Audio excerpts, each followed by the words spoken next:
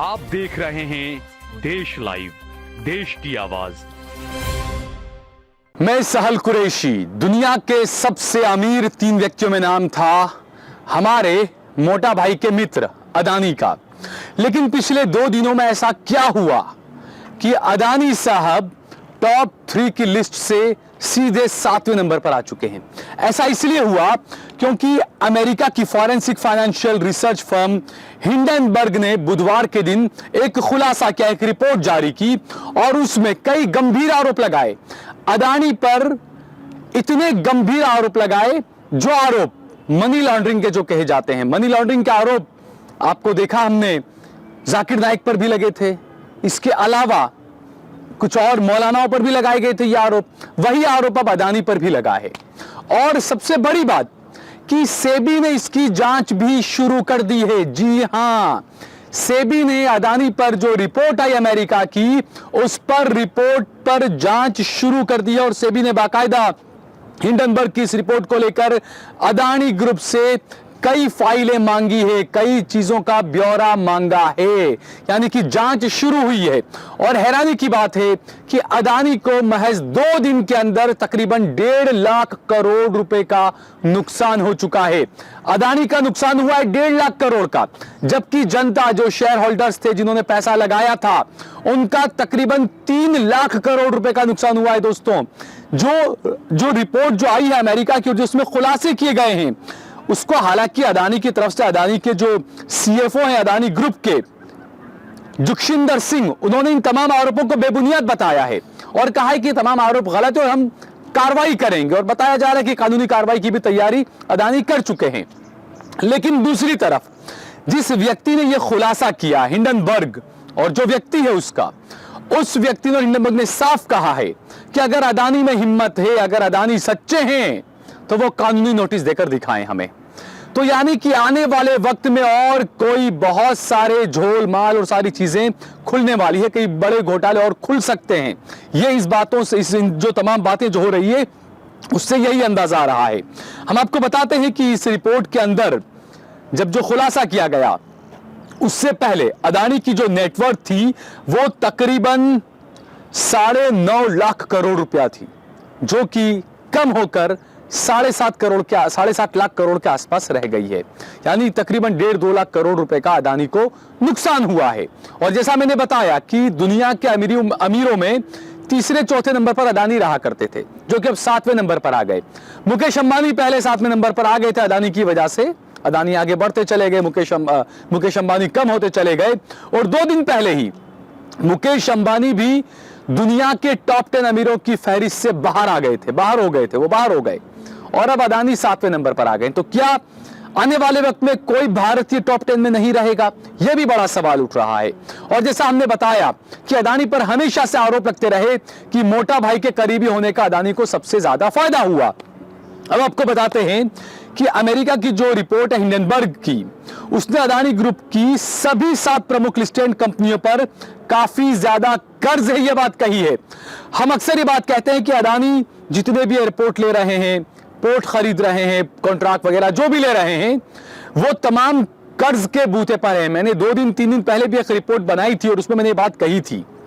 इसके अलावा मैंने 1 साल पहले भी एक रिपोर्ट बनाई थी, उसमें भी मैंने कहा था कि अदानी भारतीय बैंकों से मोटा हजारों करोड़ रुपए का कर्ज ले रहे हैं और उसी से कंपनियां खरीद रहे हैं। अब आप सोचिए कि सरकार कोई कंपनी बेच रही है, अदानी किसी बैंक से सरकार का हमारा वही पैसा ले रहे हैं और उसी से उसी कंपनी को खरीद रहे हैं। यानी अदानी की जेब से कुछ नहीं गया, बैंक से कर्ज लिया, कंपनी खरीद ली, कर्ज भी सरकार की तरफ से जनता के पैसे का, और कंपनी हो गई अदानी की। और उसके बाद में किस तरीके से ये सारे बट्टे खाते में चला जाता है, किस तरीके से सरकारें माफ कर देती है पैसा, ये हम सभी देख रहे हैं। कई रिपोर्ट्स इस तरह की आती रहती है। तो ये सवाल उठना लाजमी है कि क्या अदानी का भी हाल वही होने वाला है जो ललित मोदी का और मेहुल भाई चोकसी का और दूसरे जो मोदी के खास थे उनका सबका जो हुआ, क्या वही हाल होने वाला है? ये बड़ा सवाल है। दूसरा, इस जो रिपोर्ट आई है हिंडनबर्ग की, उसने ग्रुप की सभी कंपनियों के शेयर 85% से ज्यादा ओवर वैल्यूड है, यह बताया है। जैसे जो आंकड़ों का मायाजाल, जब मोदी सरकार आई, जब अरुण जेटली स्वर्गवासी अब तो हो चुके हैं, उन्होंने जो आंकड़ों का मायाजाल बिछाया था और जीडीपी को जिस तरीके से 2% कम करके 2% 1% बढ़ा के और जैसा भारत की जनता को बेवकूफ बनाया, क्या वही काम अदानी कर रहे हैं? ओवर वैल्यूड का यहां पर उन पर आरोप लगाया कि 85% शेयर जो है वो ओवर वैल्यूड है, यानी जितना है उसको ज्यादा बढ़ा के बताया गया, खेल किया गया, जादूगरी आंकड़ों की गई, यह आरोप लगाया गया। और शेयरों में हेराफेरी की गई, अकाउंटिंग में धोखाधड़ी की गई। अदानी ग्रुप कई दशकों से मार्केट मैनिपुलेशन, अकाउंटिंग फ्रॉड और मनी लॉन्ड्रिंग कर रहा है, यह आरोप लगाया है। हिंडनबर्ग की रिपोर्ट में यह आरोप लगाया गया है। अब दूसरी बात दोस्तों, इस शख्स को आप देखिए, यह शख्स कौन है? यह शख्स जिसकी तस्वीर आपको नजर आ रही है, यह शख्स है असली हीरो, जो दुनिया में ऐसे कई व्यापारियों को, बड़े बड़े बिजनेसमैनों को सड़क पर ला चुका है और पोल खोल चुका है कई बिजनेसमैनों की। यही वो शख्स है जिसने अदानी का भी भट्टा बैठा दिया है। इनका नाम है नाथन एंडरसन। जो हिंडनबर्ग की जो रिपोर्ट है वो नाथन एंडरसन ने ही तैयार की है, बड़े खोजी पत्रकार माने जाते हैं। अदानी का साम्राज्य तबाह करने का पूरा श्रेय नाथन एंडरसन को जाता है, क्योंकि वो जो रिपोर्ट जो बनाते हैं वो एक बार जिसके पीछे पड़ जाते हैं तो उसके अंदर पूरी तरीके से घुस जाते हैं। 36 बड़ी फ्रॉड कंपनियों का नाम ये तमाम कर चुके हैं काम। आप सोचिए, नाथन एंडरसन ने अदानी से पहले 36 दुनिया भर की बड़ी कंपनियों को बेनकाब किया है, और ये जिसके पीछे पड़ते हैं पूरे तरीके से उसके पीछे पड़ जाते हैं। उस कंपनी के अंदर अपना पैसा इन्वेस्ट भी करते हैं, फिर पूरे तरीके से उसके अंदर घुस जाते हैं। खोजी पत्रकार इन्हें कहा जा सकता है कि ये खोजी पत्रकार हैं, अंदर से सारी चीजें निकाल कर लाते हैं और दुनिया के सामने रिपोर्ट पेश करके उस कंपनी को बेनकाब कर देते हैं। अब बात यह थी कि हिंडनबर्ग आया कहां से? हिंडनबर्ग जो है इस हिंडनबर्ग रिसर्च को लॉन्च करने से पहले एंडरसन हैरी मार्कोपोलोस के साथ काम किया करते थे। हैरी मार्कोपोलोस सेक अधिकारी हैं। जैसे भारत के अंदर सेबी है, ऐसे अमेरिका में सेक होता है जो तमाम गड़बड़ियों की तमाम जांच करता है। तो ये जो नाथन एंडरसन जो हैं वो वहां पर उनके साथ में काम क्या करते थे, सेक के अधिकारी के साथ में काम क्या करते थे, और वहीं से उन्होंने सब सीखा। इनके तकरीबन 10 लोगों की टीम है जो तमाम चीजों का, जितने भी जुगाड़ वाली जो चीजें होती है उसको बेनकाब करते हैं। और यहां पर उन्होंने ये काम किया कि अदानी का आरोप लगाया, अदानी पर कई घोटाले का यहां पर उन्होंने ये आरोप लगाया है। और ऐसे में सवाल ये उठता है, 140 करोड़ का हमारा देश भारत, और मेरे ख्याल से तकरीबन 1 करोड़ पत्रकार तो होंगे ही हमारे देश में। 1 करोड़ पत्रकारों में कोई एक ऐसा माइकालाल पैदा नहीं हुआ जो नाथन एंडरसन जैसा काम करके दिखा दे भारत में रहकर। क्यों आपको डर लग रहा है? यह बड़ा सवाल है, क्योंकि पिछले कुछ सालों से आप देखें किस तरीके से संवैधानिक संस्थाओं को पंगु बनाया गया, किस तरीके से पत्रकारों को खरीदने का काम किया गया, चैनलों को खरीदने का काम किया गया।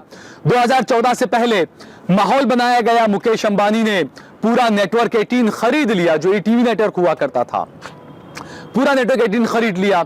हर चैनल के अंदर, हर घर में टीवी पर आप देखें नरेंद्र मोदी का ऐड चलता था, अब की बार मोदी सरकार, बहुत हुई महंगाई की मार, अब की बार मोदी सरकार, ये तमाम चीजें चला करती थी। और वहां से माहौल बनना शुरू हुआ, चैनलों को खरीदा गया। उसके बाद में अदानी ने क्या एनडीटीवी खरीदा, हर तरह से पूरी कोशिश की गई, और आखिर में यह हुआ कि आज अदानी के कई शेयर 24-25% तक गिर चुके हैं, कई शेयर 18% गिर चुके हैं, और अदानी के ओवरऑल देखा जाए तो 10 से 20% की कमी अदानी की नेटवर्थ में आ चुकी है, और अदानी तीसरे चौथे नंबर से सीधे 7वें नंबर पर आ चुके हैं। अब इसके लिए जिम्मेदार कौन है? अगर ये घोटाला होता है, अगर सेबी ने जांच शुरू की है, तो मोटा भाई कुछ कहेंगे इस पर। आप सोचिए कि यही अगर इसी तरह के कारनामे अगर मनमोहन सिंह की सरकार में होते थे, जरा से भी कुछ चीजें बाहर आती थी, तो यही बीजेपी किस तरीके से हमलावर हुआ करती थी मनमोहन की उस वक्त की तत्कालीन यूपीए सरकार पर, ये हम सभी ने देखा है। इस वक्त क्या किसी की हिम्मत है कि कोई सवाल उठा सके, कोई ये बता सके कि अदानी कितने कर्ज में डूबे हुए हैं, अदानी कितनी कंपनियां खरीद रहे हैं? और मैं तो ये कहता हूं कि जो तमाम एयरपोर्ट जो है वो अदानी के हाथ में जा चुके हैं, उन एयरपोर्ट्स में क्या हो रहा होगा, किस तरीके से काम हो रहा है, क्या कुछ हो रहा है, क्या सरकार इस पर भी वॉच रख रही है या नहीं, या पूरे तरीके से ढील दे दी गई है, पूरा खुला दौर दे दिया गया है, खुला दौर, जाइए जो करना आप करिए, बेलगाम घोड़े की तरह दौड़िए, क्योंकि मोटा भाई बैठे हुए हैं तो ये तमाम चीजें हो रही है।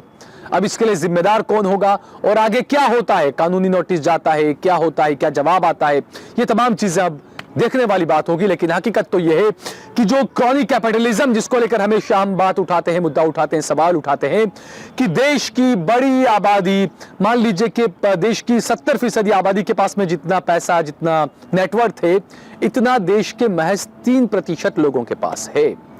और वो 3% लोग जीएसटी का महज 3% ही देते हैं, जबकि उनसे आधी से उनसे कम, उनसे 30% नेटवर्क जिसके पास में है, वो लोग जीएसटी में तकरीबन 70% का योगदान देते हैं। यानी जो बड़े बड़े व्यापारी हैं उनको जीएसटी से भी मान लीजिए वो ऊपर उठ चुके हैं इन तमाम चीजों से, क्योंकि मोटा भाई का हाथ उन पर है। तो अब आने वाले वक्त में देखना यह होगा कि 2024 के चुनाव से पहले जो फंडिंग बीजेपी को आया करती है, बड़े बड़े बिजनेसमैन फंडिंग देते हैं। हालांकि अब तो ये मैं ये कहूंगा कि मोदी का तो हमेशा से ये रहा है कि उन्होंने जिसके कंधे पर हाथ रखकर वो आगे बढ़े, उसको हमेशा उन्होंने कुचल दिया है। चाहे वो मुरली मनोहर जोशी हो, चाहे वो लाल कृष्ण आडवाणी हो, चाहे गुजरात में भी हरेन पंड्या वगैरह, जो ये तमाम ऐसे कई बहुत से लोग ऐसे हैं जिनका नाम ऐसे ले सकते हैं कि जिन्हें मोदी ने बिल्कुल दरकिनार कर दिया। तो क्या बीजेपी के पास में इतना फंड तो अब जमा हो चुका है, हर साल बीजेपी को 3-3 हजार करोड़, 2-2 हजार करोड़ का चंदा मिलता है। तो 2024 के चुनाव बीजेपी अपने फंड पर लड़ सके, इतना पैसा तो शायद मोटा भाई ने अपनी पार्टी के अकाउंट में जमा करवा ही लिया होगा। तो अब उन्हें मेरे ख्याल से किसी अदानी अंबानी की अब शायद जरूरत ना पड़े। इस वीडियो को ज्यादा से ज्यादा शेयर करिए। ये वीडियो अगर आपको पसंद आया हो तो इस पर कमेंट करिए, इसे लाइक करिए। अगर आपने हमारा चैनल देश लाइव सब्सक्राइब न किया तो हमारे चैनल को जरूर सब्सक्राइब करिए। और इसके अलावा आप फेसबुक पर, ट्विटर पर और इंस्टाग्राम पर देश लाइव के पेज को फॉलो करें। सहल कुरैशी और सहल कुरैशी ऑफिशियल के पेज को भी आप जरूर फॉलो करें।